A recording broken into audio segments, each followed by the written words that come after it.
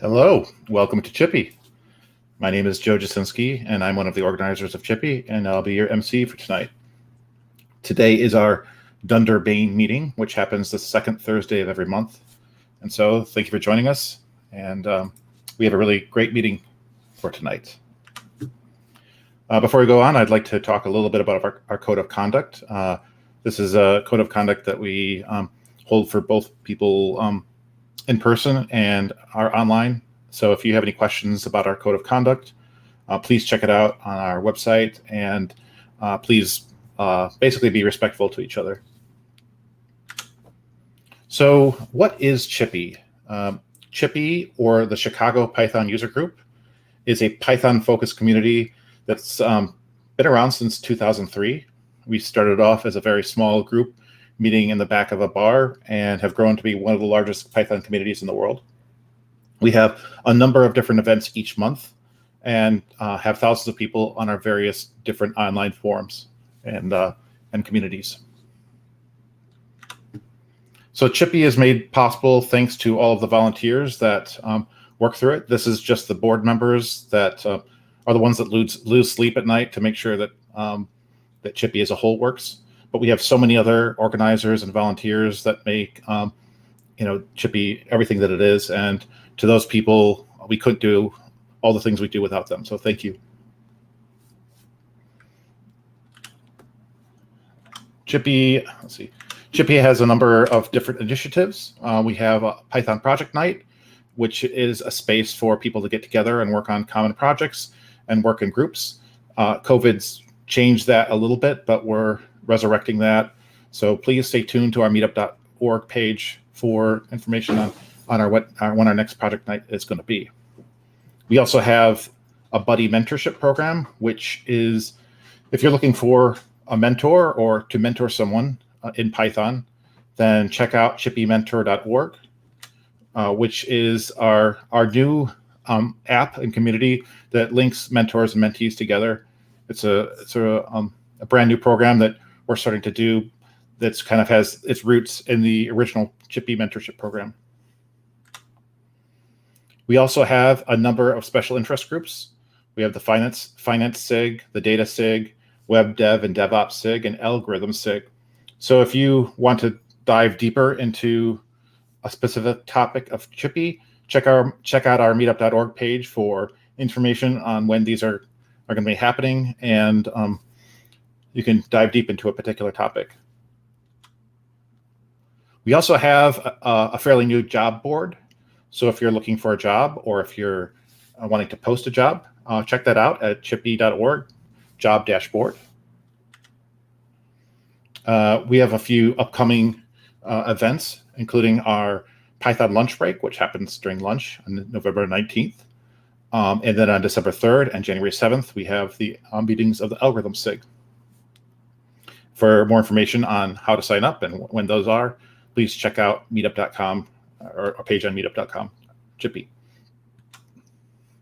You can also find us on Slack. We have a very large Slack community with lots of different channels and different Python-related topics.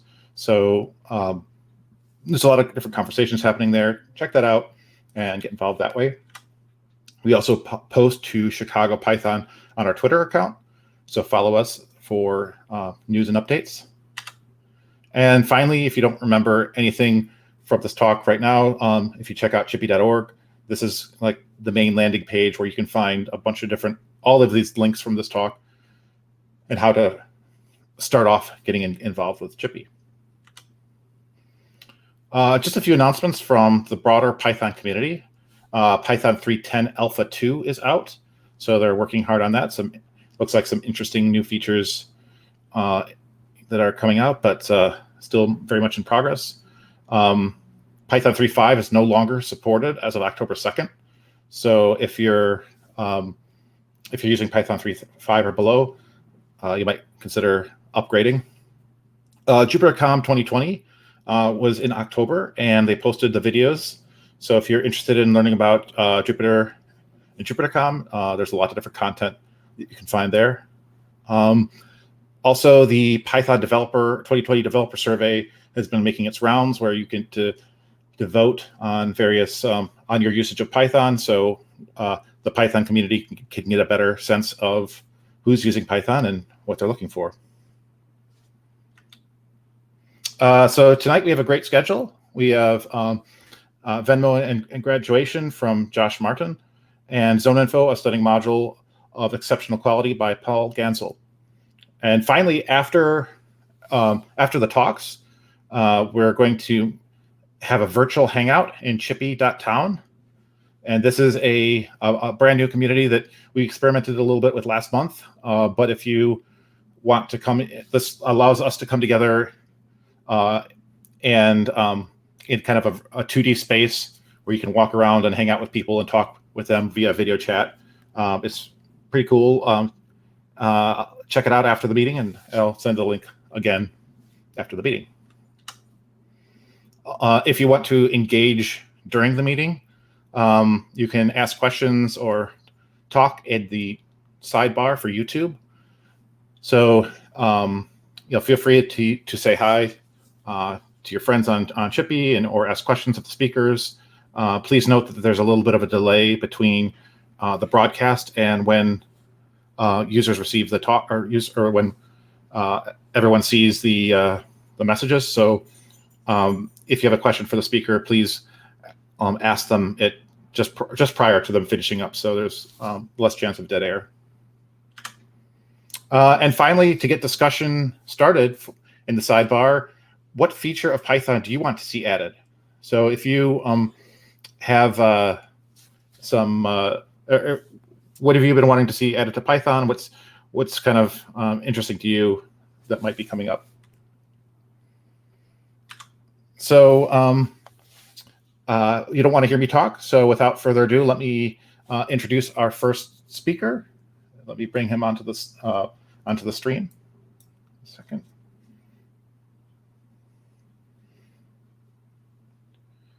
So I'm going to bring on Josh. Josh, welcome to ChiPy. Thanks for joining us. Thanks for having me. So Josh, tell us a little bit about yourself. Yes. So by day, I'm a full stack engineer working in Django and Vue, making products for State Farm. But by night, I do like React consulting and IoT stuff for clients. So yeah. Cool. How did you get into Python? I took a summer course in Python. I was taking like AP computer science classes in high school, and they were offering. My teacher had a posting about like, oh, there's this class you can take, and I went there and learned from the guy that runs the Indianapolis Python meetup. So cool. Yeah. So besides Python, what languages do you use, or do you have any recommendations for what your favorite language is? Or I mostly use like JavaScript and Python, but if I could, I would really like to use C++. Yeah, I like how fast and how like strongly typed it is, and this inheritance model and stuff like that's pretty cool. So cool. And now we've all had our own ways of dealing with COVID and staying at home. How have you managed to work through our home, staying at home? So I've done that by mainly walking my dog Buddy. He doesn't let me not walk him 3 times a day, or he'll just keep barking. So that's a big motivator to get outside and at least get like an hour and a half of exercise, or I'll just go like ride my bike or go skateboarding if I have the time to keep my mental ability going. So welcome to the stream, Buddy and Josh. All right, without further ado, let me get your screen shared and look forward to your talk. Thank you. Hi, I'm Josh Martin once again. This talk is Venmo me at graduation. You can email me at joshmartin@reprogram.software. My Twitter handle is cjoshmartin. Okay, and so this talk is what I'm going to talk about is what the hell do I mean Venmo me at graduation, background about this project, goals, learn about how to source parts. But we'll get into the actual coding of this project. More supplies to get the project done and actually finishing, lessons learned, and what I want to do in the next iteration of this project. So what the hell do I mean about Venmo me at graduation? So when I was graduating college, I took an LED matrix and put it into my graduation cap and made it where if you send a message through, if you send a payment through Venmo, I would take that message and display it on my graduation hat while I was graduating. So that's the gist of this talk. So some background about me. I was born with a lot of restrictions that made life difficult for me. I often couldn't buy the things I need, so I had to repurpose old tech and things around my house to get the job I needed. But because I was born with these restrictions, it made me a very creative person. However, this creative person I became very obsessed with building creations. This skate ramp you see here, I would often come home after school in the hot Florida heat and would just focus on building it and not care about school or anything and just work through the bugs and stuff like that. It's scavenging pieces of wood I would find around my neighborhood. Furthermore, I would often skip school to ride around and salvage bikes. So long term, I decided this part of my brain part of my personality I should file away so I could do well in school.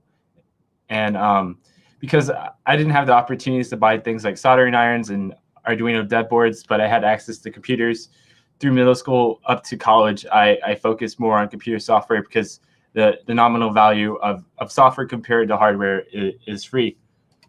But I was still interested in tinkering and learning about hardware. So I decided to get a degree in computer engineering, which allowed me to take the knowledge of like computer software I got through high school and middle school and learn about the things that are not so accessible, like logic gates and stuff like that, and learn about the hardware stuff through this computer engineering degree I got from Purdue.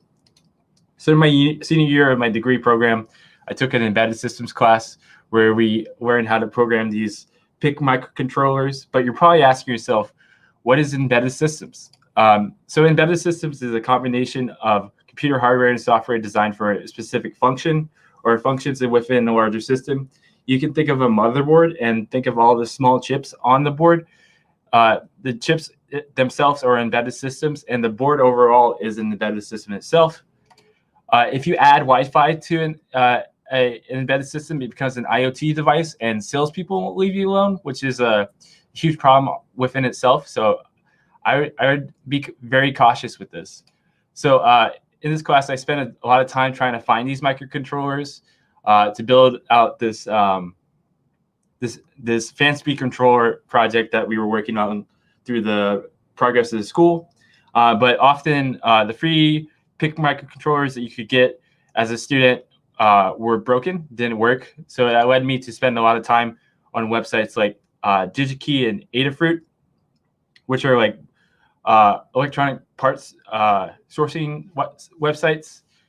And this caused my brain to like take off, tinkery part of my brain to take off, a little bit mixed with Arizona teas that I got on sale that I didn't realize how much caffeine there were in them, which led to me having a lot of crazy ideas and watching a lot of YouTube videos.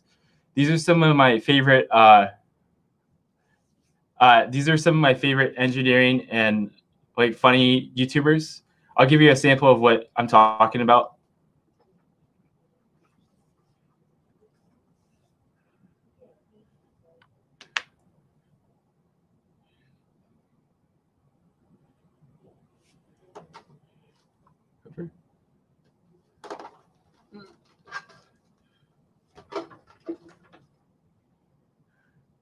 So after watching a lot of videos like this and being hyped up on Arizona teas, I was really inspired to make something that was funny, use real engineering, and was easy for someone that was non-technical to understand. I always wanted to do something with an LED display. This PDF here on the left has been sitting in my Google Drive since I was about 14. I finally now have the money from internships to build out a project that uses hardware or take on some debt. So I was looking around at things I could do with an LED display, and on YouTube, there's a lot of videos of people putting into graduation caps. but often they're pretty simple. They just show 2 static images. There is one guy that made something that was pretty cool, and it was an inspiration for this project. Is he could type something on his phone on the app he created, and then the text would scroll across his hat. So that was a main inspiration for this project. Even though these projects weren't that technically advanced, they were still able to make get quite a bit of recognition and make it to local news. So that leads me into my goals of this project. So obviously I want to prosper, right? Make a lot of money from this, hopefully make it to the front page of Reddit or Hacker News. So the first step in this project is getting into the hat, and then now we got to source parts, right? So I've never done this before. I'm going to choose that one because it looks the prettiest. So yeah, but the thing I didn't realize when I got it is it's quite small, and also it's broken. So it just never turned on. I might have dropped it, but we got to keep going. I don't have time to return this. Graduation is coming up really soon. So I'm going to choose that one. It's even smaller and it's broken. Oh my God. Why can't I get a break? Let's choose this one. Hopefully this is correct. I now know what this pitch part means. Before ordering 3 or 4 displays, I didn't realize what 64 by 64 meant, or 32 by 32. I maybe thought it had a correlation with the overall size of the display, but really it's the height and length of the display. If it says 64 by 64, you have 64 pixels high, 64 pixels wide. And then this pitch number refers to the distance between each pixels. So I chose that 6mm one, which is the biggest panel I could find on Adafruit that was square. And it gets me the closest to the overall crown size of the LED matrix, which is great. So it also makes it easier since the pitch between each pixel is wide. Someone up here could easily see what's on my graduation cap. So that's great. So since we figured out all that out, we got to learn how to control this, right? So let's learn the controls. Luckily, Adafruit has a lot of guides on how to control LED matrices and a lot of sample code and a lot of references to buy control boards for Raspberry Pis. So we'll use a Raspberry Pi and this control board. I also need some spare parts. I've never soldered before, so I had to buy a bunch of soldering gear to get this going.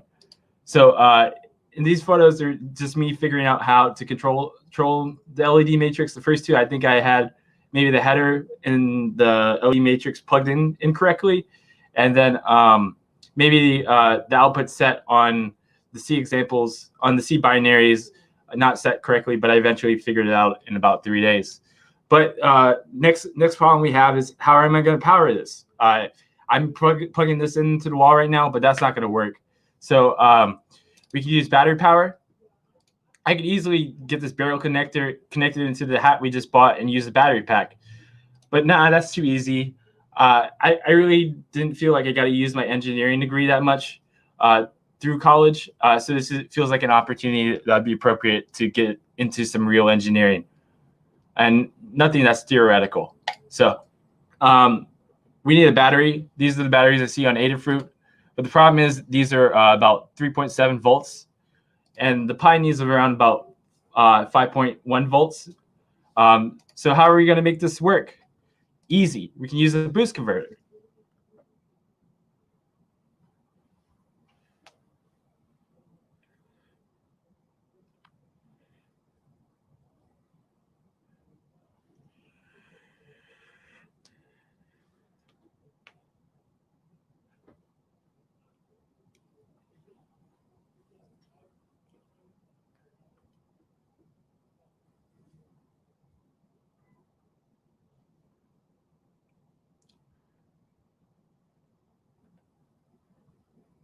Cool. So that can do what we need to step up our voltage from 3.7 to 5 volts and step up our amperage to 1 amp.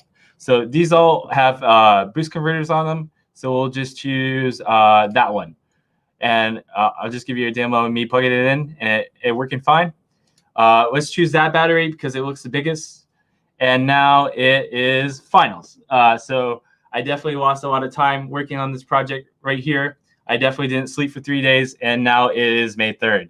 I have until May 11th to work on this, and I have just started a internship contracting for an agricultural equipment company. I can't tell. Yeah. So I don't have much time. So let's get to coding. So I need data from Venmo. That's the most important thing for this. But Venmo doesn't have a public API, so I'm going to use this thing called Puppeteer. I really like Puppeteer. It has a great API itself to write web scrapers to build APIs. It seems to be more reliable than like a Selenium-based solution. If you have the time, I would recommend coming back to my slides and watching this video. It covers it really well, but it is 44 minutes long. So yeah. So the first thing we need to do is log into Venmo. Here's the login form I created. And then we have to handle authentication. I'm just going to use a close. Also, Venmo doesn't allow you. Venmo recognizes when you use a phone number from Twilio, so I couldn't use text verification, so I have to use a bank account. It's fine. Okay, it's fine. Whatever. I can just use a closed bank account that's linked to my Venmo account, so that way if someone gets into my app, they can't hack me.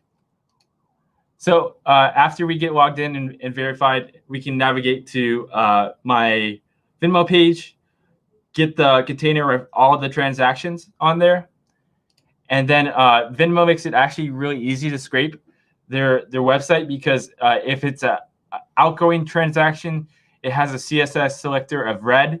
If it's incoming transaction, it's a CSS selector of green. So we only care about the green transaction here because we want to know when someone pays me, that is the message that I want to display in my hat. And also because I thought I would be making so much money that I'm going to need to load all the transactions on the page. I found this piece of code that says venmo.feed.load more stories on the more button. If you run it in the console on your Venmo page, it'll tell you it's not working, but you'll actually see it starting to load more transactions. So we can use this. We'll just use a promise-based sleep, and we'll keep triggering this piece of JavaScript until that more button changes into no more payments. And we'll also add a set, so that way, if I come back through my payments, as soon as we process as soon as we're about to process a previously processed transaction, we can end early. So this is where I spent the majority of my time and the majority of my learning. This was very, very technical. I mean, like very hard for me to get done in a week. So I'm not going to go in as much detail in this part. So right here, I'm just taking the data that I put into my database, trying to get the links for the images from Venmo, pull down the images, load them into the LED matrix, and display them on the screen. And then I moved on to applying a mask around the images I had, and then displaying the username and cycling through users and their usernames. Also, most importantly, I need the ability to display users' messages and emojis, because if I didn't add support for emojis, it would break my whole program, and Venmo's messages are often just emojis. So if there's no encoding of this, I might have quit now. So luckily, I'm writing Python, and there's a Python package for everything, and there's an emoji package that will transform Unicode the Unicode icons into a ASCII string. So that's great. But today is Friday, and I graduate tomorrow. Oh boy. And I also broke another screen. But it's okay. I only broke one segment. If you can look in this image right here, the bottom left corner is broke. So that's fine. I can work around it. We'll just shove everything out of that corner. I need a few more supplies, because right now it looks like a yarmulke. If I was going to if this was a bar mitzvah, that would look dope. But I need to graduate, and I don't think they would let me graduate with a yarmulke. So I need some glue, glue gun, and an X-Acto knife. I'm gonna chop down the cables and then put it in the hat. Luckily, I finished on the day of graduation. here it is. I'm holding it in my left hand without the actual cap around it. And I wore it to graduation. I made my mom very proud. She can now say her son's an engineer, which is apparently pretty important, very important to my mom. And I can now get into how much this actually cost me. So in total, this cost me $418.15. I made a profit of $5.05 from my roommates that helped me test this out before I actually launched it. So the total net profit is $413. Negative $413.10. So that leads me into telling you why this actually failed and to the lessons learned. I actually almost overslept graduation. I didn't plan. As you can see, there was no plan to this. I'm just running as hard as I can trying to get this done.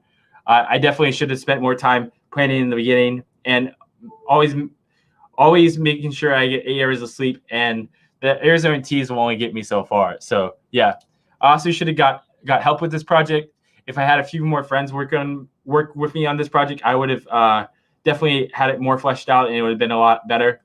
But it might not have been as cool for me because I would have to share the credit. But yeah, I would still finish it, or just outsource the web scraper to a person on Fiverr or Upwork, so that way I could focus more on just building the stuff I actually wanted to, and not working on things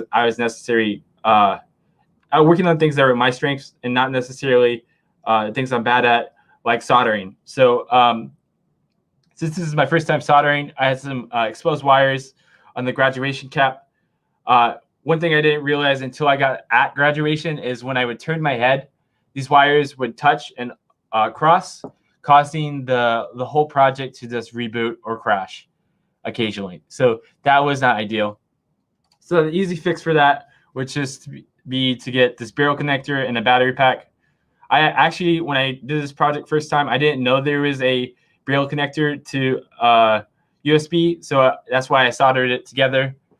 I also didn't really think about internet too much, which is a big thing of this project. The whole time I was working off an SSH connection on my home Wi-Fi, so I always needed internet to keep working on this. I should have definitely been working directly off the Pi so I could pull the internet and see what happens. And I also always assumed that sometime I would get to setting up a Wi-Fi hotspot with my phone and the Raspberry Pi that I was working on. And furthermore, I didn't actually know until I got at graduation that my database needs internet too. I really like Firebase because it's really simple and stuff like that. But apparently, Firebase admin in Python, if you don't give it internet, it will cause a program to crash. I might have also been at blame for writing it wrong, but it seemed to just crash my program, even if it wasn't a try catch. So an easy fix for that is just I just make a call to Google and see if I can get a response back as a check. If I get a response back, I return true. If I get an error, I return false. And then I set up my database accordingly, so that way I can make sure I don't run into any weird database issues there. Also, unit testing is scary. I actually got rate limited from Venmo on the day of graduation, because every time I would make a change to my web scraper, I would have to test it, make sure it works. A way around this would be to download individual web pages and point it at the part of the web scraper and then run tests against that. So that way I don't have to run against the live site and actually get blocked from the site I'm trying to scrape. Yeah. So since I'm blocked from Venmo, I can't actually show transactions at graduation. So I have to compromise here. I'll just make it say, "Thank you, Mom, for helping me get here." My mom did really help me get through my college degree sometimes when I couldn't afford to pay rent or couldn't afford food. So this is as impactful for me to just have this as well. I really need to add some type of cookie caching when it logs into Venmo, so that way I get rate limited less. Venmo has even got more aggressive with this. Before I could just hit the login quite a few times and then it would let me through. But if I do it more than twice now with the web scraper, they totally lock me out. Also, I quit working on this project for quite a while because I thought I broke the display overall. But it's also important to supply decent power to the display and give it enough amperage. Right here, it's only showing red LEDs because red LEDs is the shortest wavelength that requires the least amount of light. So that's why I can only see red LEDs compared to the actual light spectrum. Also, there's value in your ideas still have value. I felt discouraged to give a talk about this because it didn't turn out to be as successful as I wanted. Some people in interviews even laughed at me when I talked about this when I was trying to get a job. But often you learn more from people's mistakes rather than the success. And I want to thank Ali for helping me realize this through his mentorship. Also, documenting your learning process is very important. Throughout the whole process, I was going crazy and I was learning a lot. So I was just posting my Instagram stories to look at myself later and just to teach someone else what I was learning. But as a result, at graduation, I had a few friends that were cheering me on and trying to help me find like bobby pins and SD cards to get this project working, so I could walk around with it at graduation. So that's all the mistakes I made. Obviously, I want to do better for next time. I have a lot I want to work on. One thing I want to work on is adding full emoji support.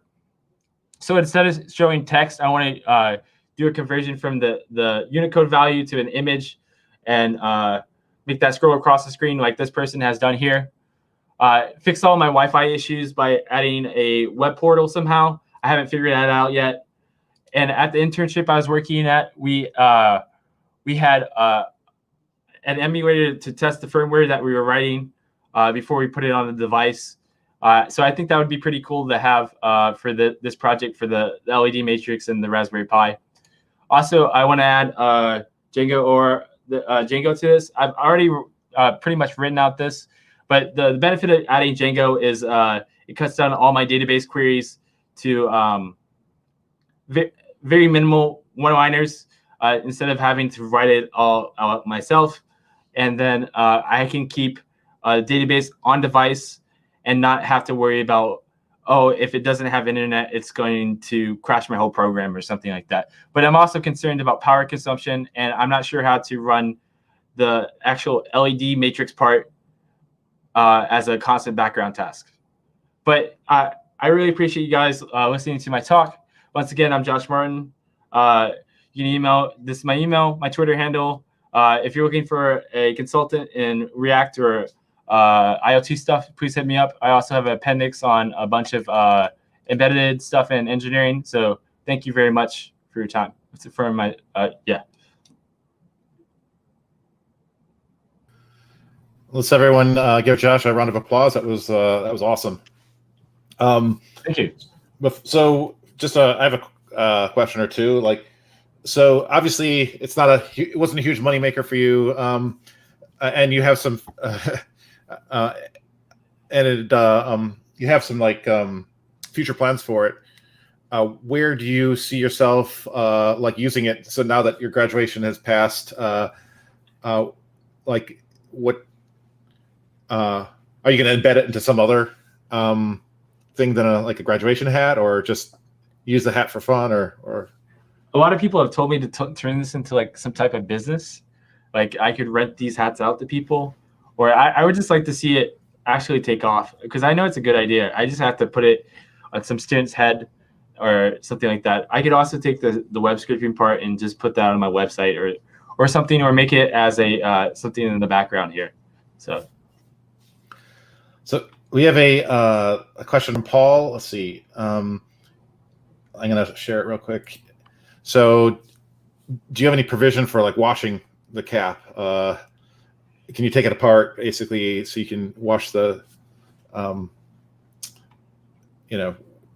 wash the cloth parts? I mean, they're only like hot glued together and stuff like that. You can easily like rip them off and then re-glue them together, or just keep buying new caps like I do. So, yeah. Okay. Oh, another question.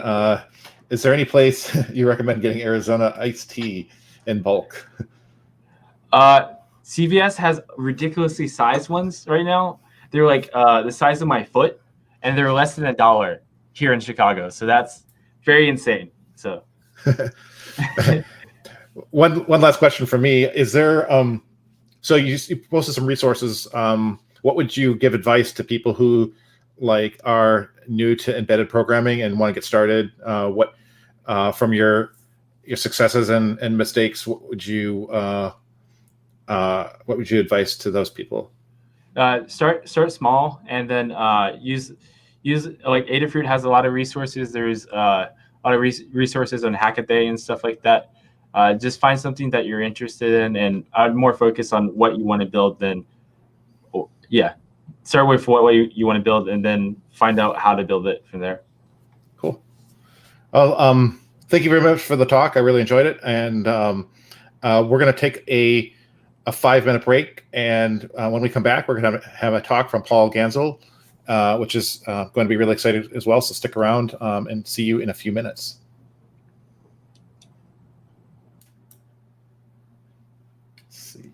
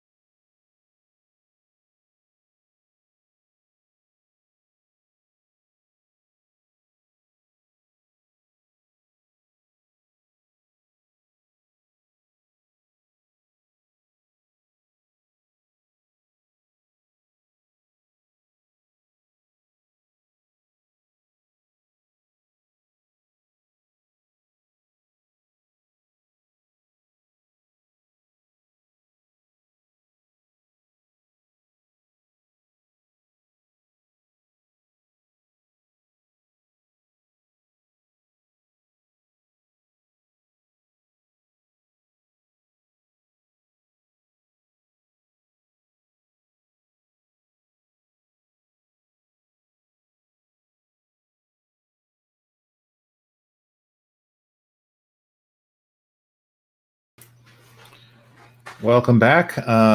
We have one more great talk tonight. I'd like to introduce onto the stream Paul. Howdy. Hey. Thank you for joining us, Paul. And before you get started with your talk, tell us a little bit about yourself. Well, I'm a software engineer at Google, and but you probably know me more as an open source contributor. So I maintain dateutil, what I like to call the worst setuptools maintainer. But I do some work with packaging standards and stuff, and I'm also a Python core developer, and I maintain the datetime module, and as we'll hear about the zoneinfo module. Thank you for sharing your insights about that tonight. And so how did you get started into Python? I'm sure many years ago. Yeah, I mean, it was probably, I think I have so many stories about this so sometimes my origin story is a little like mixed up because I had a couple of false starts, but I think the one that sort of really took was when I was in grad school. I think I was making some sort of a plot, and I made it in MATLAB to demonstrate something on some forum, and someone was like, like that's all like aliased and gross. Like use Matplotlib. You can get some, actual nice plots. And I tried it, and I was like, wow, these are noticeably better. And then from then on, I started just going deep into the scientific Python stack, and using it. I tried to use it at work and everything. It was, it's just gotten. I've been deeper and deeper into that rabbit hole ever since. Very cool. So besides Python, what language do you enjoy or want to use or like to use? Well, I've been really interested in Rust. I haven't had nearly as much time to write anything in Rust recently, but for a while I was involved in Pyo3, which is Rust and Python bindings. It goes both directions. I actually got a commit bit on there too. I think because I added support to datetime, but I really can't keep up with the current maintainers of Pyo3 because they are just workhorses or some sort of machine that churns out excellent code and understands perfectly type systems and how to mesh two different type systems together. It's very, I highly recommend that module Pyo3. I'll have to check that out. And Rust has also been on my bucket list. So now that we've been dealing with COVID and working from home, a lot of us how have you managed to kind of deal with the situation or keep yourself safe and healthy? Well, I mean, I as an open source kind of guy, I've always tried to have a pretty good work from home setup, just because I do a lot of work stuff not related to my job. So when COVID hit, I had it was actually a pretty seamless transition for me to just start working from home, and eventually my lease was up, and I actually just moved to Connecticut and got a huge house out here instead of in New York City, and I'm quite enjoying it. I'm pretty sad that I had to sacrifice from a selfish point of view, sacrifice conferences and meetups and stuff, and then also from a normal human empathetic point of view that like thousands of people have died, hundreds of thousands. So yeah, that's pretty sad, but I do like working from home. Yes. So thanks again. I guess we could get started and take it away. Let me share your screen real quick here. Sure thing. All right. Hi, everybody. So today, I think you've heard my background a little bit, and today I'm going to be talking to you about a little bit about the history of the time zone handling in Python, which culminates in the creation of zoneinfo, which is a module that is well defined, that is so well designed that it's clearly the work of an unparalleled genius. Plus, I will also go into some details as to why I designed it the way I did. So before we get into the history of time zones in Python, it's probably a good idea to sort of settle on some basic terminology, so we're all on the same page when we know when I'm talking about this. So we'll start out easy with UTC, something you've probably heard of. It's the reference time zone, which means that all of the time zones generally are defined as their offset from UTC. it is monotonic-ish, and by this I mean it does not have daylight saving time, which means that each minute should follow the next, but it does have leap seconds, which is quite infuriating because I think that leap seconds probably shouldn't exist at all in civil time, and it's not super nice that sometimes there will be just an extra second at the end of a minute, or sometimes the second will jump back a little bit, which I think has never happened. Okay, so that's UTC. There's also another important concept is time zones versus offsets. So UTC -6 is an offset, right? That means that if you add 6 hours to the local time, you'll get UTC. America/Chicago is a time zone, which is a set of rules for how to map local time onto which offsets apply, right? So that includes, if you say that it's in America/Chicago, that means that that includes both information about daylight saving time changes and the offset. And then CST, which is the abbreviation that applies right now, is actually a highly context-dependent abbreviation, because when we're talking now in a Chicago Python meetup, it obviously means Chicago Standard, why did I write Chicago Standard Time? Central Standard Time.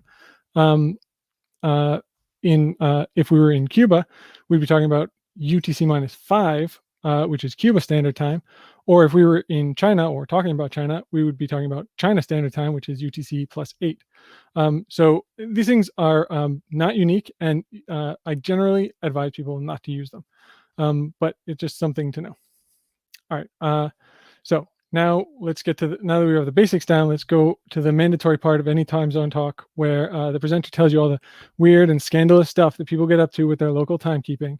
So you may have a friend, I know, you're asking for a friend, who thinks that there are only 24 time zones and they're all 1 hour increments away from UTC. But you could tell your friend that if you go to Australia or India, they have offsets that are actually in half-hour increments away. And if you go to Nepal, there's even at least one zone that has something that's 15-minute increments away. And historically, it wasn't even true that there were whole numbers of minutes away from UTC. In Liberia before 1979, there were 44 minutes and 30 seconds ahead of UTC. So you may say, okay, well, even if we can have some non-integer offsets, at least we know that the time zone offset is only going to change during DST, and also whenever the DST changes, you'll have an offset change as well. But neither of these things are true, which is evidenced by what happened in Portugal. So in 1992, Portugal decided that they sort of wanted to go on to permanent daylight saving time, or which is equivalent, or maybe actually they just joined one over. So instead of being on UTC +0, they were going to be UTC +1, and that was going to be their base offset.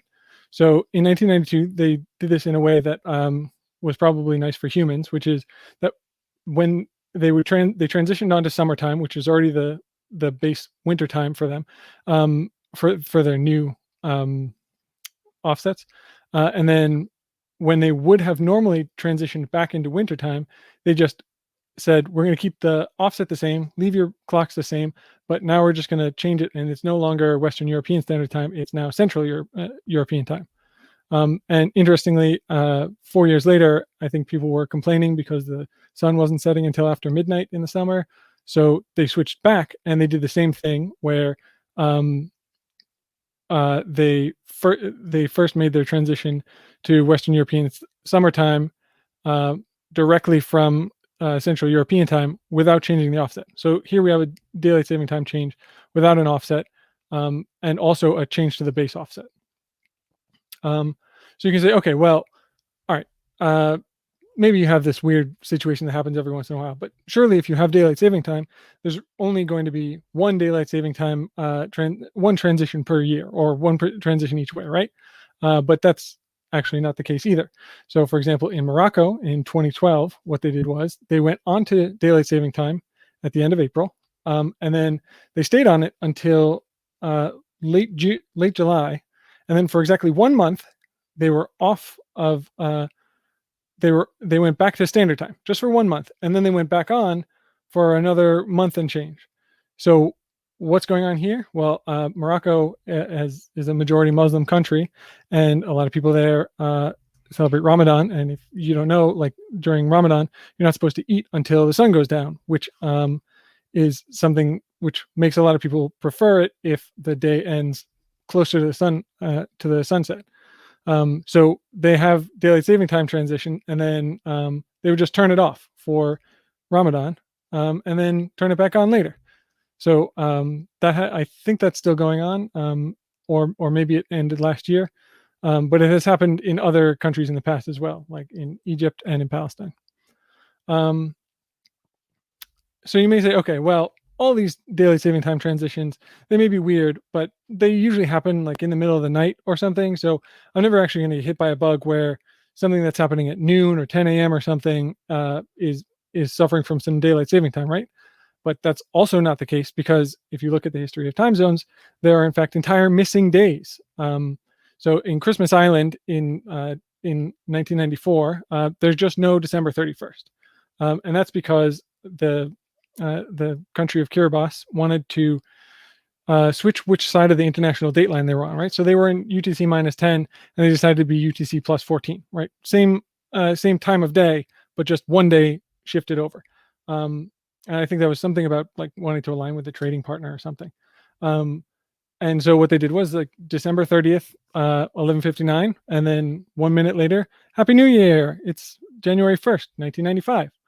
So you may think, okay, well, that happened in the past, right? It was the 90s. We were like inventing programming languages and watching a lot of Seinfeld and just jumping over the international dateline.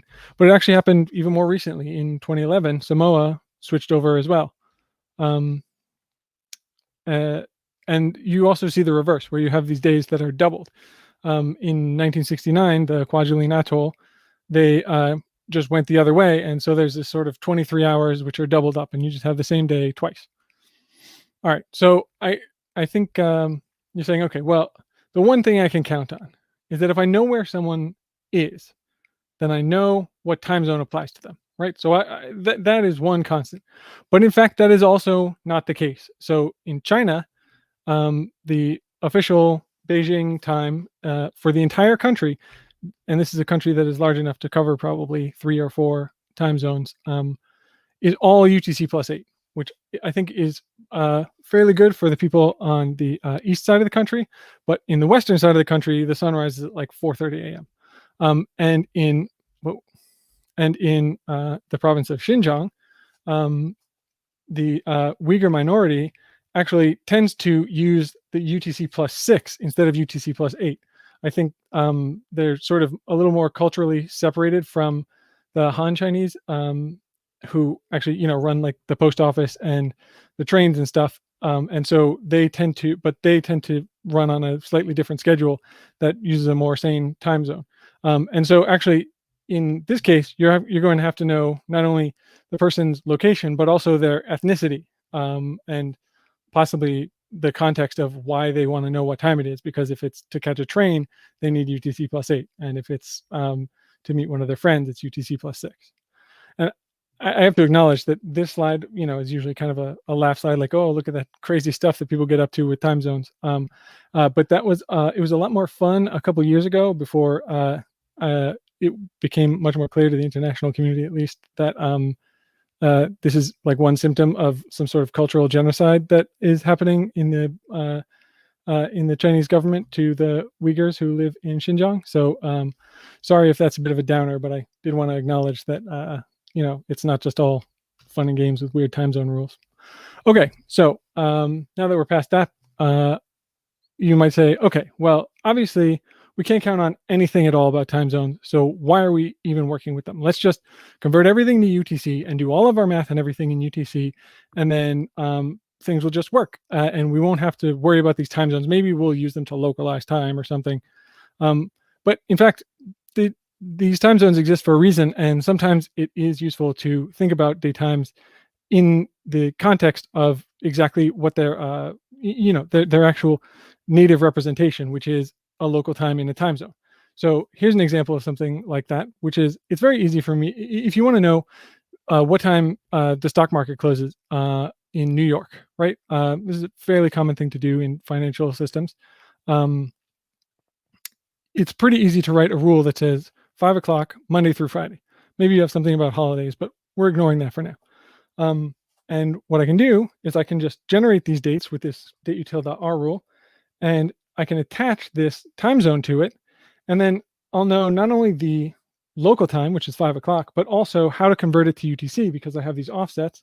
And when a daylight saving time transition happens, it just neatly tells me how to convert it to UTC. If I try to do this same thing in UTC, sometimes I would have to have 10 o'clock, because sometimes the exchanges close at 10 o'clock in UTC. And then sometimes I would have to have it at 9 o'clock. And I would have to know when that happens. And sort of at that point, I'm sort of reinventing time zones anyway, right? I'm reinventing how to handle that because I'm storing a set of rules for which offsets apply. So sometimes local times, aware local times is the right thing to do. So how does Python handle time zones? So the way Python was originally designed, it provided a class called tzInfo, and all of the sort of time zone support is based around that. And the way tzInfo works, you're supposed to provide the time zones by subclassing tzInfo.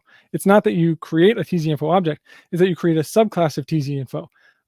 And that subclass is just and then you create an instance of that subclass, and that instance should have at least 3 functions defined on it. One is tzName, the other is UTC offset, and the third is DST. And what these do is that, for example, UTC offset will take as its one parameter a datetime, generally the datetime that it is attached to, and it will take the naive portion of the datetime, the portion with no offset, and it'll give as a result the offset that applies then, right? So each tzInfo object is just a set of rules, and your datetime is supposed to resolve whenever you want to know the UTC offset. The datetime calls this function to resolve it. So that's Python's time zone model. It's understandable why you would do this, because you would create this thing and you say, oh, well, time zones are just a set of rules. We may as well just let our users implement these rules. But asking everybody to implement their own time zones is very complicated. So I think people generally don't like to do that. Unfortunately, this is something that I hit, right, which is when I first learned Python, I was trying to do something with time zones, and I found, oh, I'm supposed to do something like this, right, where I would create this object, and then I would implement UTC offset and figure out when daylight saving time is, and maybe I encode the rules directly into it, or maybe it's supposed to pull the data from somewhere else. But I think this was the general idea, was that you would do something like this. But most people would prefer concrete time zones, right? They would prefer it if there's something just built in where you can just use it. You don't have to implement some whole set of functions that tells you when daylight saving time is. And in fact, there's pretty much only 3 sets of rules that most people are going to want. One is UTC and fixed offsets, because that's very relevant. And that was actually added in Python 3.2. I think as there were some changes there was a lot of changes going on in Python 3, and right around Python 3.2, people were realizing, okay, well, UTC is so useful by itself that we may as well just include it. It's so easy to implement, and we're just having a bunch of people pull in a third-party library just for something very simple. And also, there's some string parsing stuff that you can't do without having fixed offsets. The other one is local time. A lot of times what you're going to want is you say, oh, I just have this date time, and I want to represent it in the system local time, the user's local time. And it turns out, and it's beyond the scope of this talk, but it turns out that it's a little complicated to create a concrete time zone object that represents local time. But as of like Python 3.6, this is semi-supported in the sense that naive time zones actually already work that way. So if you just do like as time zone, with nothing in it on a daytime object, it will actually resolve that to your system local times, a fixed offset representing your system local time. And then the third one, the big one that's hard to accomplish, is INA time zones. And as of Python 3.8, there was no progress on it. And that is what we're talking about today, is zoneinfo, because this is where you look at all the sets of rules and gives you these things like America, Chicago, Europe, Paris, things like that. But before we could get there, there was a big problem. There's a big problem in Python as of Python 3.5, and that's the ambiguous time problem, which is that ambiguous times are times when the same wall time will occur twice, and this usually happens when you go from daylight saving time to standard time, and your offset is getting smaller. So here's an example where we're going from Eastern Daylight Time to Eastern Standard Time, right? So at 12:30, it's unambiguously Eastern Daylight Time. And then at 1:30, 1 hour after that, it's Eastern Daylight Time, but it's ambiguous because 1 hour after that, it's also 1:30. And the thing that differentiates them is their offset. But if you recall, the way tzinfo works, it gives you the offset as an output looking only at the datetime, right? So we don't actually have enough information stored in the datetime for the tzinfo to decide which side of the ambiguous time, or what we would call fold, this goes on. So this was basically a problem where it's just impossible to solve using Python's original time zone model, and something had to change. There's also a complementary problem, which is imaginary times. This is less important because you don't actually need to be able to represent these to some extent. But this is when you go the other direction, you skip over something. And it's also a sort of ambiguity in that when there's that gap, if you're given a datetime that falls within that gap, it was previously sort of undefined which offset which offset the UTC offset function should give you, and in that case, that makes it hard to sort of deal with that when try and recover from that situation. So in 2012, Lennart, and he calls, so I don't know how to pronounce his last name because in every video I've ever seen him give a talk, he says that he gets self-conscious when people ask him how to pronounce his name and he mispronounces it. So he generally calls himself Lennart unpronounceable, but I'm just going to give it a try and say Lennart Regebrew. But in December 2012, he proposed adding a concrete datetime.zoneinfo class, which would pull data from the INA database, and then to also add this isDST parameter to the datetime constructor and several other functions. But as it turns out, this would have required extensive changes to the semantics of datetime in order to handle the ambiguity problem, and the maintainers of datetime at that time were not interested in doing that, and were hoping to find a somewhat more elegant solution. So that was withdrawn, and people started to work on the ambiguous time problem. But one question you may have is like, what were people doing this whole time? And you've probably heard of PyTZ. Why were people confident using PyTZ when this is an unsolvable problem? And the reason for that, and the reason that PyTZ was able to work despite the ambiguous time problem, is that PyTZ actually uses a completely different time zone model. So in Python's time zone model, the tzinfo object is sort of lazy, and it takes as a function the naive portion of the datetime. In PyTZ's time zone model, the time zone itself has a method on it called localize, which attaches a time zone to your datetime for you. So the way this works is that you would just take a datetime and then you localize it. And then what PyTZ will do is it will attach a fixed time zone offset to your datetime. So here, when we localize this function, it will decide, okay, this guy is UTC -7 because it's in daylight saving time. And then it'll attach this fixed offset. And you can see if you print the original time zone I got and the one that was attached to the datetime, they're different objects. So it can solve this problem because now it can say that it can include the property that was missing from the datetime, which is the offset, in the time zone that it attached. So what you would do is, you still have to be able to specify this, but you also have this convenient method where you can add another parameter that lets you specify what to do in this ambiguous situation. So then that's the isDST parameter. And the way it works is if you specify false or just don't specify it, it will always choose the standard time side. If you specify true, it'll choose the DST side. And if you specify none, it will throw an error and let you handle it. But there are problems with PyTZ's time zone model. For one thing, it requires eager calculation, which means that if you directly attach a PyTZ time zone, then what it will do is, it doesn't have to do really anything, right? It could throw an error, but what it actually does is that it just picks the first offset in the list, which is usually this local mean time, which is some weird offset.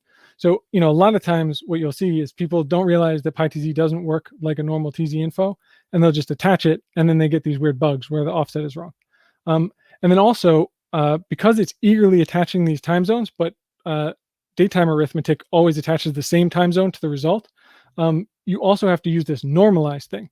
So you have to take the original time zone, and then after you've done some arithmetic on your datetime, you have to normalize it. So for example, here, if you add 180 days to this PyTZ time zone, you'll get something that should be in standard time, but in reality, but what you actually got was something in daylight time, because the original version was also in daylight time.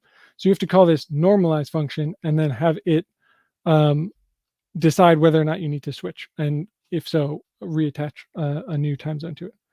So there are problems with sort of just adopting PyTZ's approach, because people often use it wrong, and generally you would prefer to make design decisions that don't require your users using it perfectly all the time.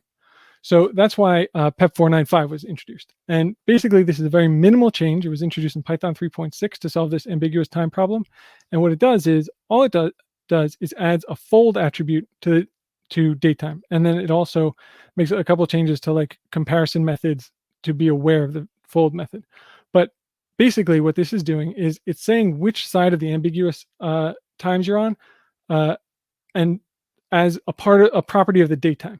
So now the naive portion of the datetime includes not only all the year, month, day, hour, and stuff, but it also includes this fold, which is like, if you need to disambiguate this thing, use the fold equals 0 to mean the first instance of the ambiguous time, and fold equals 1 to mean the second instance of it. So that solves it very neatly. But one thing that may be interesting to you is that it solves it in a way that's slightly different from PyTZ's, because PyTZ's is all sort of focused around daylight saving time. So I have these things, and maybe these diagrams are not super easy for you to understand, because it's not like some sort of standard diagram. It's just something I made. But the idea would be that this is sort of a year, and this is a transition, right? So this is leaping forward, and this is jumping back. So this is a gap, and this is a fold. And in PyTZ's method, what you're doing is what both of these methods are concerned with is this gap and this fold, right? Because this gap and this fold is where is it daylight saving time or is it standard time, and the offset is ambiguous, right? So with PyTZ, it's saying if you pass isDST, then we're changing the operation to one where you apply standard time during these sections and also during the ambiguous times. And if you change it to isDST, then we always choose DST in the ambiguous times. What PEP 4.9.5 does is, instead of being DST specific, because if you remember, not all offset changes have anything to do with DST. So you might actually be DST on one side and DST on the other, or STD on one side and STD on the other, but still have this ambiguous time problem. So, in fact, you would see that with the missing days, right? Or the double days. So what PEP 4.9.5 does is it says, all right, if you encounter an ambiguous time and fold is 0, use whatever the offset was before the transition happened. And if fold is 1, then use whatever the offset was after the transition. So it's quite neat. Everything's going to have that property, and it's sort of unambiguous. And it turns out it's actually easier to implement as well, like considerably easier to implement. So Now that that problem is solved, we can now move on to solving the problem of getting concrete INA time zones. And I proposed this in the, I sort of half-assed proposed it maybe in like 2018 on some mailing lists. And then in 2019, I proposed it at the Python, the language summit at PyCon. And then I did a lot of work on that at the Python core developer sprint. I think between PyCon and the core dev sprint, I became a core developer. And then I launched this. I published the PEP 615 this past year in 2020 to be included in Python 3.9. So one other problem that hasn't been solved, most of what went in there was pretty much just taking everything that was in dateutil and bringing it to CPython, and then cleaning up a couple rough edges and smoothing out some of the issues that I've seen in the issue tracker. But one thing that was sort of unsolved is how to handle the data source for this. Ideally, what we would want is to use the INA time zones. This provides it provides historical time zone information for hundreds of zones. It's pretty much the standard open source and it's public domain source for time zone information.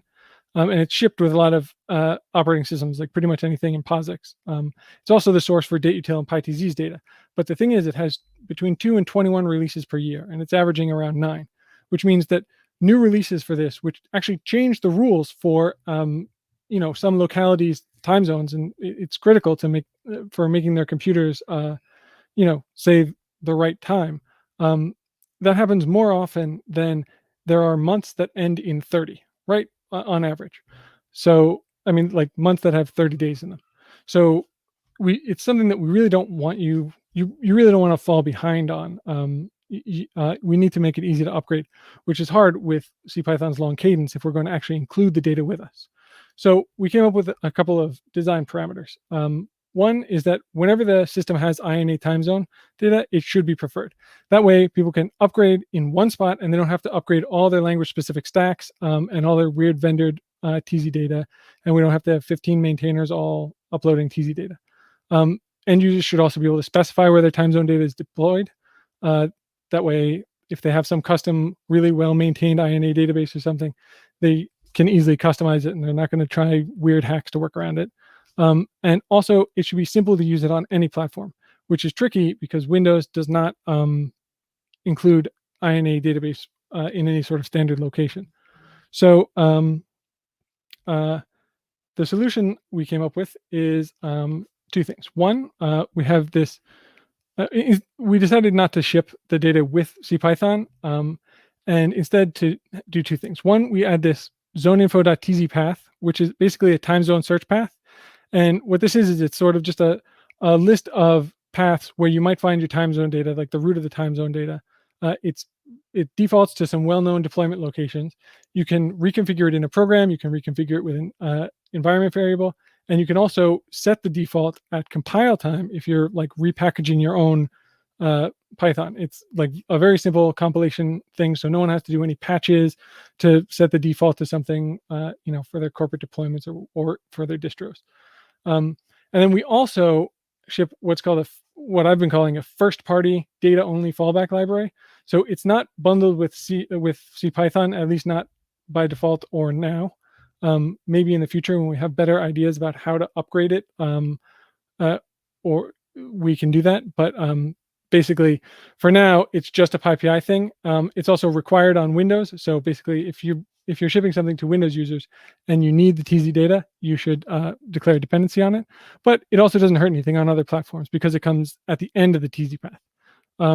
So that's our sort of compromise, which is we use the system data. If you don't have system data, I make sure that the TZ data is kept up to date, and you just have to do pip install -u TZ data. So I'd like to next get into another part of the way zoneinfo was designed. But before that, I have to explain a little something about datetime semantics using this illustrative, curious case of the non-transitive datetimes. And I just remembered I forgot to fix this slide. So in any case, basically, what we're looking at here is we're saying is we're saying here we have this time zone that represents time in London, and we attach it to a date time, which is March 25th, 2007 at 1 a.m. Then we convert that to a timestamp, which is just a epoch time. So it's a number of seconds since 1970. And then we take that timestamp and we convert it back to a date time twice. Once using the original London object and once using a new London object. But these are otherwise supposed to be completely identical. And if you compare them, you'll find that X does not equal Y, which by itself is already a little bit strange because should have been able to round trip it. But and this is the wrong one, but this is supposed to say true. But basically X does equal Z, which is also strange. But you would expect that that if X does not equal Y and X does equal Z, you would expect that Y would not equal Z. But in fact, Y does equal Z. This is not a mistake. This true is not a mistake. So why is this happening? Well, there's two hints I'm going to give you that should make it a little more clear. One is that 1 a.m. on March 25th in 2007 never actually occurred. That's an imaginary time. It was 12:59, and then 1 minute later, it was 2 a.m. So what's happening is we have this imaginary time, and then we convert it from London time to UTC. And what that does is it will give us midnight because it has to pick some offset, right? It'll just subtract off the offset and then give you UTC. And then if you try and go back, obviously it's not going to give you a non-existent time. And in fact, this UTC time corresponds to midnight on March 25th and not 1 a.m. So so that's what so that's one part of it. So now we say, okay, maybe the reason is that imaginary time semantics are just like not super well defined, and that's why it's non-transitive. But you still have to understand, like, why isn't it transitive? Because there's sort of two ways that equality could work. One is what's called wall time semantics, where you just chop off the offset and you look at the you compare only the naive portions. And in that case, you would expect that X would not equal Y and X would not equal Z, but Y would equal Z, right? Because Y and Z are both midnight because they've been round tripped, and X is 1 a.m. So we would expect this to be false, false, true, but what we got was false, true, true. The other reasonable semantics would be absolute time semantics, which is just convert everything to UTC and compare it there, right? Because that represents the same moment. But that's also not what we got, right? Because we know that if you convert X to UTC, you get the same thing as converting Y and Z to UTC because that's how Y and Z were created. So what's actually happening? Well, another hint that I can give you that should illuminate this is that x.tzinfo and y.tzinfo are the same object, but x.tzinfo and z.tzinfo are not the same object. And this is actually critical in how the semantics of datetime comparison and arithmetic work, because when two datetimes are in the same zone, then it uses wall time semantics. It only compares the naive portion of the datetime. When they're in different zones, they're both converted to UTC first and then compared. And two datetimes are considered to be in the same zone only if they have the exact same object attached to them, even if the two objects would compare equal or anything like that. So that should solve the mystery, right? Because what we have is that when we're looking at x equals y, we use they're in the same zone, so we use wall time comparison, and we carry that over. And then when we use x equals z or y equals z, it uses absolute time comparison, and that's why both of those are true, despite the fact that x does not equal y. So that's the mystery there solved. And you'll notice that this is kind of a problem for PyTZ, right? Because PyTZ, or maybe it's not a problem for PyTZ, because with PyTZ, things there can't be a difference here, because each tzinfo object is a new object that includes the offset information. So effectively, everything is using absolute time semantics in PyTZ. We have an analogous problem for datetime arithmetic, which is that if you take a datetime that's right before a daylight saving time transition and you add 1 day to it, would you expect that the result would be the same time on the next day or after 24 hours had elapsed, right? These are both, I think, very reasonable assumptions. And a lot of times the way people use addition, they're sort of expecting the first behavior or they're expecting the second behavior, depending on your context. And so Python probably could have chosen either of these. What Python actually chose to do is something a little bit weirder, but consistent with the comparison semantics, right? Which is whenever you use a time delta, it will always use wall time semantics. And the reason for that is that effectively it's a same zone arithmetic, because what you're doing is you change the wall time and then you attach the exact same zone to it. Whenever two date times are subtracted, if they're in the same zone, you use wall time semantics. But if they're in different zones, it kind of wouldn't make any sense to use wall time semantics. So it falls back to absolute time semantics. So you can actually take the same exact time and then like convert it to another time zone, even if it's the exact same time zone, right? If we used our two London time zones, and you would get different values for subtractions across daylight saving time.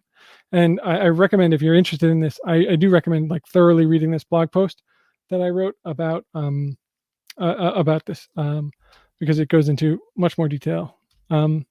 So now we know that, and that explains something that probably is was the vast majority of the discussion about PEP 615, but is probably something you would like almost never notice. Hopefully you wouldn't notice it because it was designed to not be noticed. And that is that when you have two zoneinfo objects, if you construct them with identical, if you use the default constructor and you construct them with identical arguments, then when you do A is B, they will always be the same object. It's not that they always get cached and that you'll never have a cache miss. It's just that they will always be the same object. So you'll always get same zone semantics for zoneinfo objects constructed this way. And that's just because since datetime assumes the time zones are singletons, we could get some very confusing results if we were to use a simpler implementation that gives you a new object every time. Because if you just constructed the same time zone in one operation, but in a different operation, you just used used an existing time zone, or you used arithmetic, you would get like different semantics, which would be very confusing and super hard to debug. So that's one of those things where it's like kind of like 99% invisible, right? Where if you've done your job right, no one will ever notice unless you go to a local meetup and brag about it on a video stream. Okay, so now we know the basics of zoneinfo. We can you can see this like slightly practical guide. It's fairly easy. I don't really have to go into too much detail about this. The one thing you may want to know is that zoneinfo is also available as a backport to Python 3.6. So you can just install it from PyPI. It's backports.zoneinfo, and then you can use something like this to fall back, and it'll just be semantically identical and have all the same benefits, except it's not in the standard library. So you can do all the standard stuff. You can construct an aware date time. You can get the current time in your time zone. You can convert between time zones. The one thing is that if you want absolute time semantics, and I'm already seeing bugs where people are like thinking that it should have absolute time semantics because PyTZ will have absolute time semantics, you will have to write some very simple helper function to essentially just convert your datetime to UTC before you do any operations on it, and then convert it back using as time zone. Or if you're just doing diff, then it's convert both datetimes to UTC and then do the diff.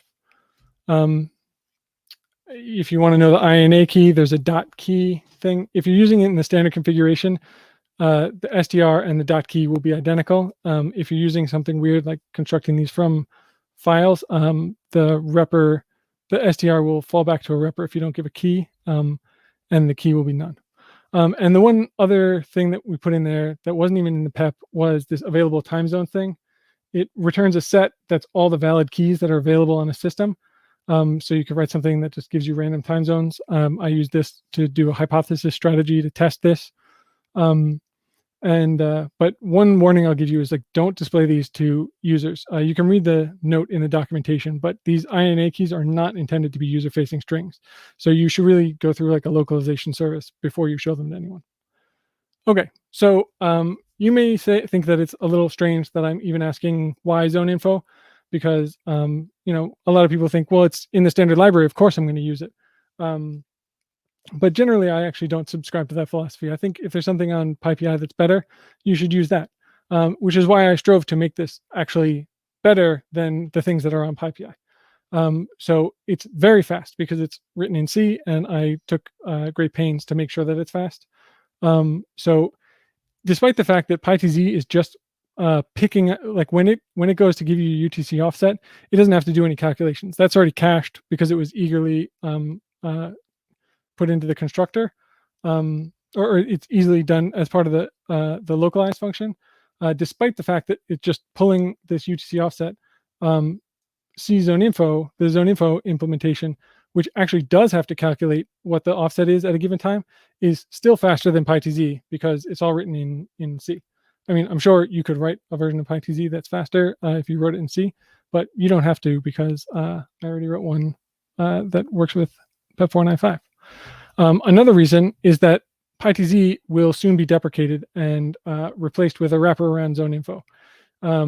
It has some bugs that PyTZ and dateutil both have some bugs and will have to be upgraded. And essentially, both of them are just going to turn into wrappers around zoneinfo or re-implementations of zoneinfo. And also, because PyTZ's implementation is not really compatible with the tzinfo model, I think the maintainer has decided that he's going to step away and have people move on to zoneinfo. So that's very good. It really cuts down on the effort I have to put in if the competition just quits on you. All right.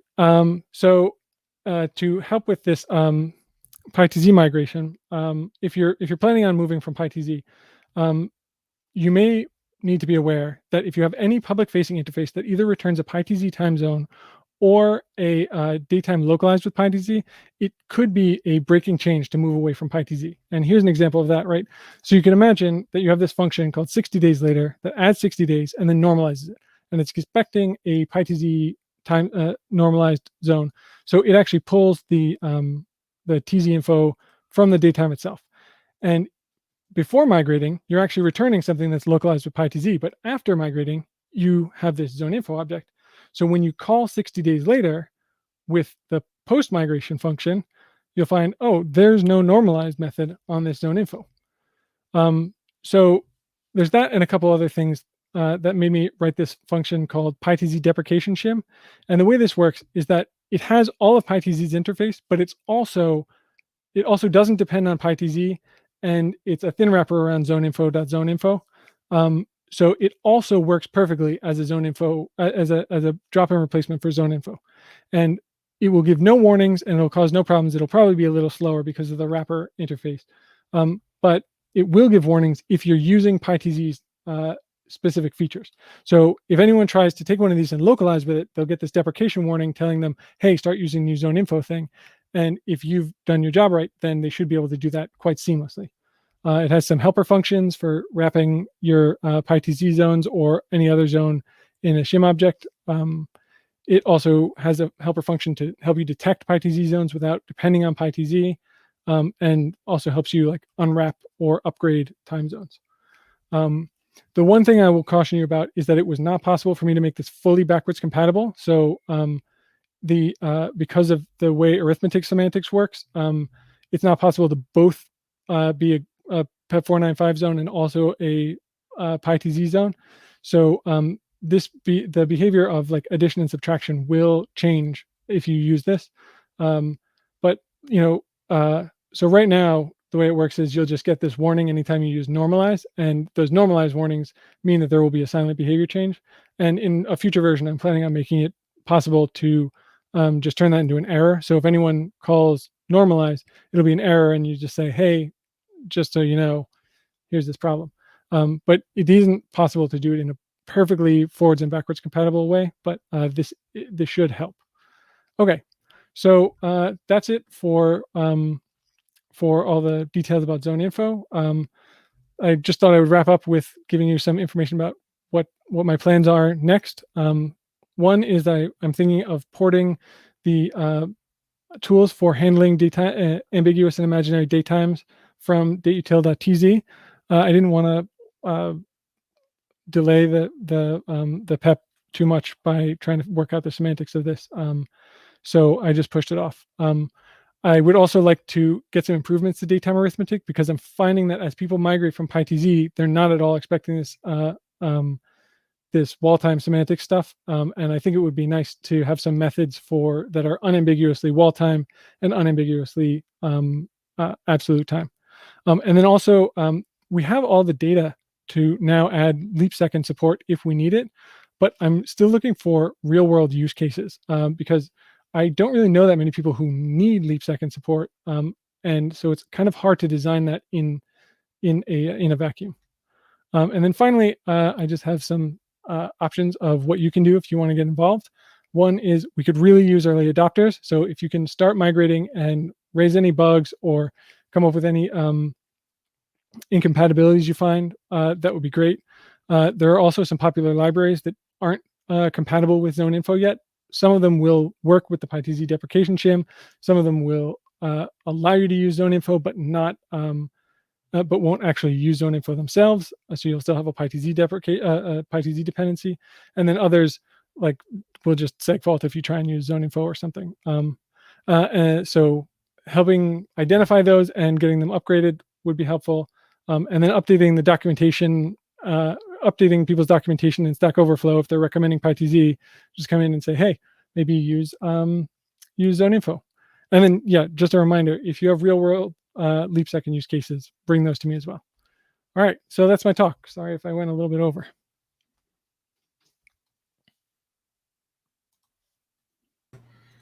Thank you very much for that. That's awesome to hear the state of how Python has evolved with its use of date times, and really made it to a better state. Now, I know you touched on this a little bit, but like, what do you think is the next most critical things to work on in terms of Python support, or like, what's your next? You said the leap seconds.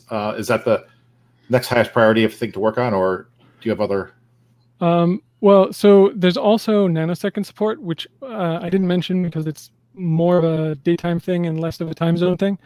But we have a contributor who's done some excellent work and has a great pull request in adding nanosecond support to daytime. And I think we're just working out some of the details, and hopefully maybe for 3.10 or worst case scenario 3.11, we'll have nanoseconds in it will have nanoseconds in daytime. Cool. So let's see. So the new fold attribute that's added to date times, from like the most users' perspective, do they have? Is there anything they have to do? Do they have to worry about that for most people, or is that more like a feature that you only need to worry about if you, if you needed to worry about it, I guess? So I guess it depends. If you need to, like, I would use it in maybe a test suite or something, right? If you're trying to specify something. But a lot of the operations that you're doing, that generate the kind of things where you would need this, like where you would need to specifically set it yourself, I think tend to not be common. So, or you tend to not have a preference. Like if you have a cron job or something, I think you would prefer if it happened once and not twice, but you may not have a preference as to whether you go before or after. Whereas you don't have to set it yourself at all if you're doing something where you're doing a bunch of math in UTC, or you're just parsing timestamps, because your time zone provider will do that for you. So if you use as time zone with a zoneinfo will set the fold for you. Constructed daytime, and you want it to be one side or the other, then you do need to set fold. And fold has existed since Python 3.6, and it will work with the backport and with dateutil, and also dateutil supports it in Python 2.7. There's a backport that mostly works in almost all situations. Oh, cool. So I have a question from John. It says, when you say don't display to users, what would you recommend using to convert to human readable strings and back to keys? So it's this sort of thing is mostly it's really hard to answer in as a generalized thing because it's as with everything daytimes, it like depends a lot on the context. But my general recommendation and the recommendation that we have in the docs is to do something like CLDR, which is part of the Unicode consortium. It's local. It's some sort of localization database. Sometimes it'll go by ICU, but basically what it does is it will have mappings from these keys to like an English name. So it might go from like America/New York to Eastern Time, or even America/New York to Eastern Standard Time, and Eastern Daylight Time, stuff like that. Cool. So like a lot, you said the functionality a lot is intended to replace is dateutil as well in addition to PTZ, or and I guess a follow-up to that is PTZ or dateutil has the parse logic, or is that not something that's in scope of the this necessarily, or yeah, so that parsing logic is like a nightmare to maintain, and I've largely kind of it keeps getting put on the back burner for that. So just because it's very hard to change anything without breaking someone somewhere, because it's got all these weird if cases and stuff. So it works really well when it works, and then it's not very easy to recover from errors for that. So it's definitely not ready for prime time if we're talking about putting it into the daytime library. Originally I thought that dateutil's time zone support would not totally go away, partially because it's sort of serving as a backport to 2.7 before I dropped the support for 2.7 and earlier and other early Pythons, but also because dateutil has other time zones in it, like this weird iCal format and some other things where it wouldn't really make sense to put in the standard library. And also some of the semantics of the pickling, I was thinking about maybe having those be slightly different in dateutil. But yeah, at this point, it's starting to become more and more vestigial. And I would, I think more of the maintenance efforts in dateutil are going to go towards like R rule and relative delta and Easter. Easter's the #1 module. It tells you when Easter is. Mm-hmm. It's very easy to maintain. So here's a question. Actually, but from DF. I've been kind of curious about it too. What got you interested in working with daytime libraries? Yeah, so this is actually a weird story. Basically, what happened was, I think I told you the story earlier about how Matplotlib really got me into Python. And I used Matplotlib for my whole thesis when I was I was a physical chemist. So for my PhD thesis, I used Matplotlib and everything, like all my stuff looked really nice. And afterwards I said, well, I'd always heard about contributing to open source and like, oh, if you like a project, you should try and contribute back to them. But I didn't really have anything to fix. So I just went, I went on the Matplotlib mailing list and I asked them whether they have anything that I should work on that would be good. Someone said, oh, maybe the documentation, which is actually not that useful of advice because there's just as many open documentation bugs as there are regular bugs.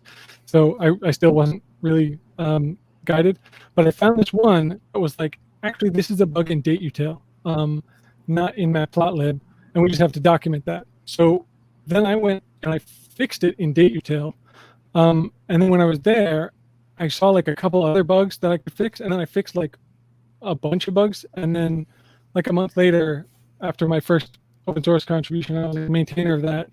And then, the more you like, once you start going down that hill a little bit of like being like the daytime guy, people start asking you daytime questions, and then you just like know a stupid amount about daytimes, and you might as well give talks about it and add it to the standard library.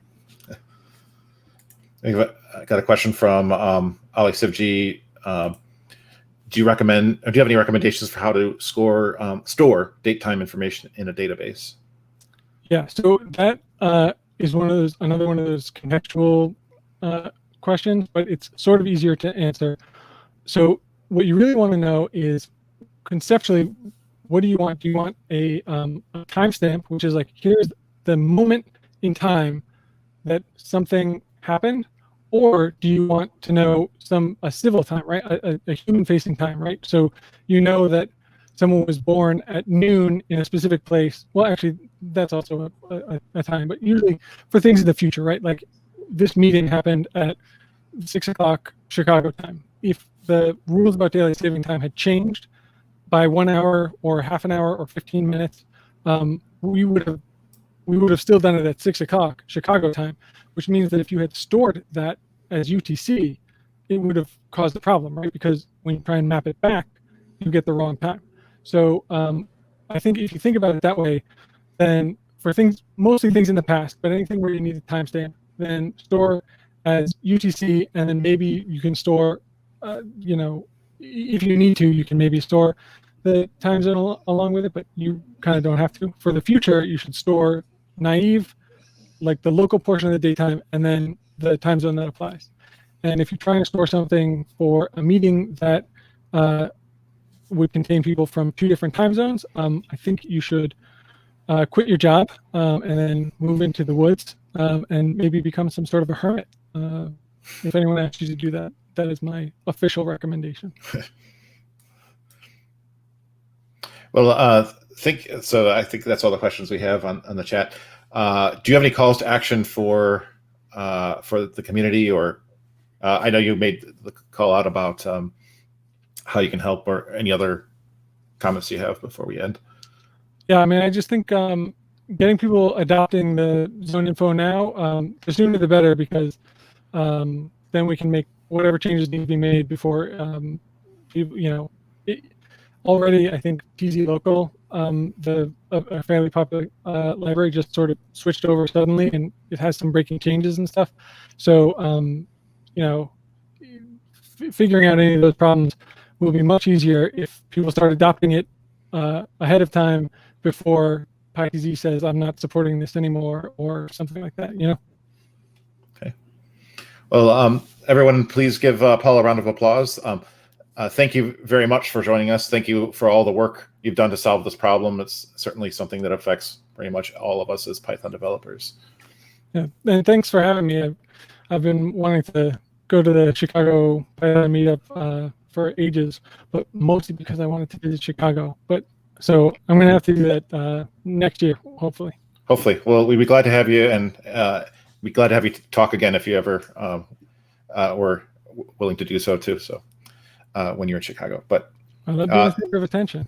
Well, thanks again, and I am going to do our closing remarks here real quick. So thank you all. Thank you again to both of our speakers. We had 2 excellent talks, and also thank you to Ali Sivji for your help today, and for help finding the speakers. If you enjoyed and want to continue to see more talks from ChiPy, feel free to like and subscribe. We've got more meetings planned and more live streams planned. So, if you want to stay up to date, you can always find more videos on our YouTube channel. But the fun doesn't have to end tonight. We are having an after party at an online space called ChiPy.town. And let me, so you can access that via ChiPy.town. It's just the domain name.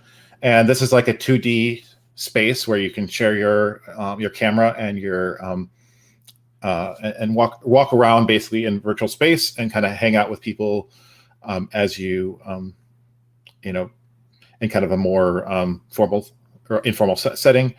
If you're here for the last meeting, you'll be a little bit familiar with that. So thanks again to everyone, and I will hopefully see you in ChiPy.town in a few minutes. We've just posted the link to the chat, so you can find it there. Thanks again, and have a good night.